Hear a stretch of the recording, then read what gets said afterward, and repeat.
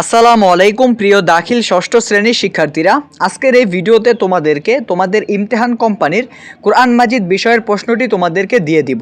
তোমরা যারা ইমতিহান কোম্পানির গাইড দিয়ে পড়াশোনা করো, তোমরা অবশ্যই আজকের প্রশ্নটি ফলো করলে 100% তোমার পরীক্ষায় হুবহু কমন পেয়ে যাবে। আর ভাইয়া, তোমাদের কাছে একটা রিকোয়েস্ট থাকবে, তোমরা দয়া করে এই ভিডিওতে একটি লাইক করে দাও, চ্যানেলটাকে সাবস্ক্রাইব করে দাও এবং কমেন্টে তোমরা জানাও তারপরে তোমাদের কি পরীক্ষা কোন প্রশ্ন লাগবে। এবং দয়া করে তোমরা এই ভিডিওর কমেন্ট বক্সে চলে যাও, সেখানে গিয়ে দেখো নতুন একটি চ্যানেলের লিঙ্ক দেওয়া আছে। চ্যানেলটার নাম হলো ইমদাদুল এক্সাম জোন। ওই চ্যানেলটাকে সাবস্ক্রাইব করে রাখো, কারণ সামনের দিকে সকল প্রশ্ন সাজেশন A to Z ওই চ্যানেলেই দেওয়া হবে। সো ভাইয়া, চলো বেশি দেরি না করে তোমাদের প্রশ্নটি তোমাদেরকে দেখিয়ে দিচ্ছি।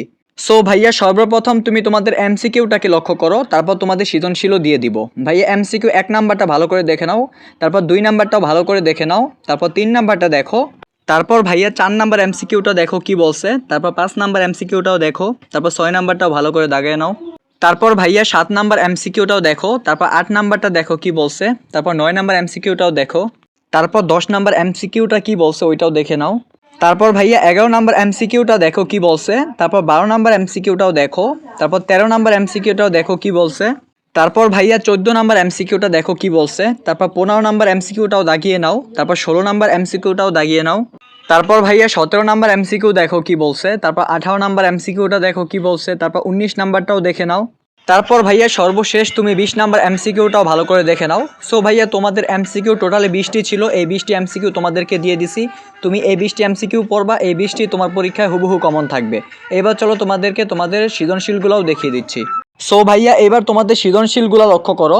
প্রথমে 2 নাম্বার একটা কোশ্চেন দেখো, এখানে আরবিতে মোট 5টি কোশ্চেন দেওয়া আছে, ক, খ, গ, গহ, উম।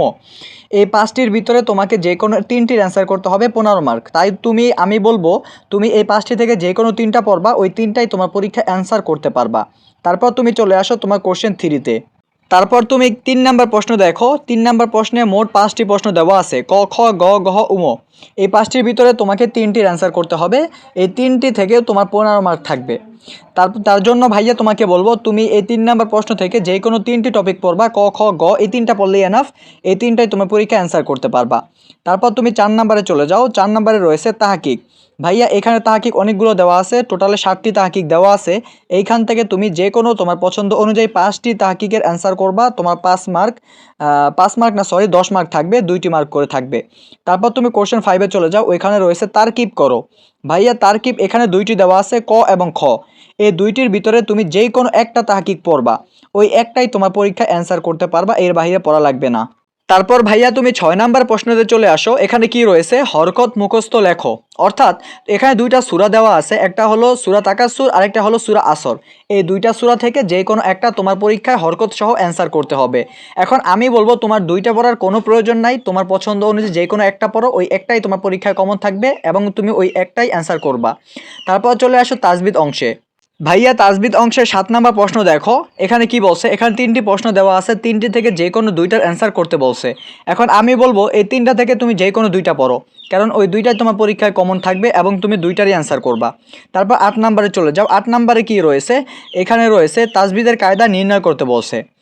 অর্থাৎ এই হরকত থেকে তাজবিদের কায়দা নির্ণয় করতে বলছে। এখন কথা হচ্ছে, এখানে কিন্তু অনেকগুলো টপিক দেওয়া আছে, তুমি সবগুলো পড়বা না, তুমি জাস্ট যে কোনো 5টা পড়বা, ওই 5টাই তুমি পরীক্ষায় অ্যান্সার করতে পারবা।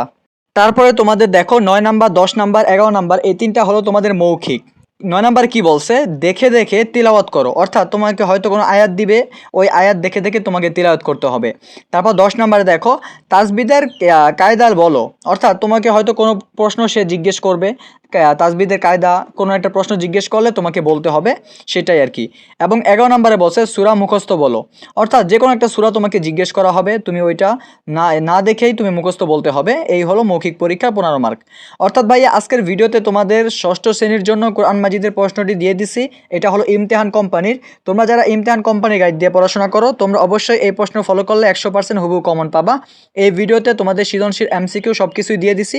বেশি দেরি না করে ভালোভাবে দাগিয়ে প্রিপারেশন শুরু করে দাও এবং ভালো থাকো। আল্লাহ হাফেজ।